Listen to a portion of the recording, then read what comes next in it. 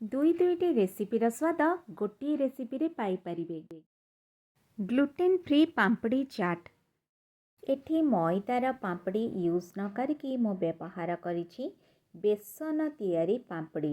Welcome to my channel the table trades. ଏଠି ଆଳୁର ବ୍ୟବହାର ନ କରି ବ୍ୟବହାର କରୁଛି ସିଝା ହୋଇଥିବା ଚଣା। ଦୁଇଟି ପିଆଜ ଚୋପା ଛଡ଼େଇ ଭଲକି ଧୁଆଧୁଇ କରିକି ତାକୁ ଛୋଟ ଛୋଟ କି କାଟି ନେଇଛି।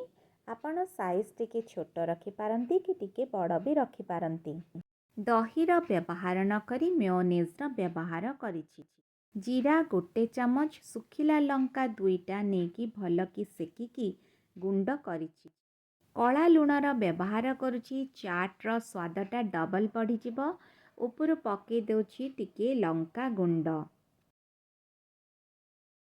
ଛନଛନିଆ ଧନିଆ ପତ୍ର ଆଣିକି ତାକୁ ବି ଏକଦମ ଛୋଟ ଛୋଟ କି କାଟି ନେଇକି ଚାଟ୍ ଉପରେ ଦେଇ ଦେଉଛି। ତାର ବଢ଼ିଆ ବାସ୍ନା ଆସିବ। ଦେଇ ଦେଉଛି ମିଠା ଚଟଣି ଆଉ ଦେଇ ଦେଉଛି ସେଓ ଗାଣ୍ଠିଆ, ଯେଉଁଟାକି ମାଣ୍ଡିଆରେ ତିଆରି କରାହେଇଛି। ଏଇସବୁ ଦେଇ ଦେଇକି ପ୍ରସ୍ତୁତ କରିଦେଲେ ଗ୍ଲୁଟେନ୍ ଫ୍ରି ପାମ୍ପଡ଼ି ଚାଟ୍, ଯେଉଁଟାକି ଦେହ ପାଇଁ ଭଲ। ଏମିତି ନୂଆ ନୂଆ ରେସିପି ଯଦି ଆପଣମାନଙ୍କୁ ଦେଖିବାର ଅଛି ତାହେଲେ ମୋ ଚ୍ୟାନେଲକୁ ସବସ୍କ୍ରାଇବ୍ କରିନିଅନ୍ତୁ। ରେସିପି ଯଦି ଭଲ ଲାଗିଲା ତାହେଲେ ଗୋଟେ ଲାଇକ୍ ଦେଇଦିଅନ୍ତୁ। ପୁଣି ନୂଆ ରେସିପି ସହିତ ଦେଖାହେବ। ସେତେବେଳେ ପର୍ଯ୍ୟନ୍ତ ରହିଲି, ନମସ୍କାର, ଜୟ ଜଗନ୍ନାଥ।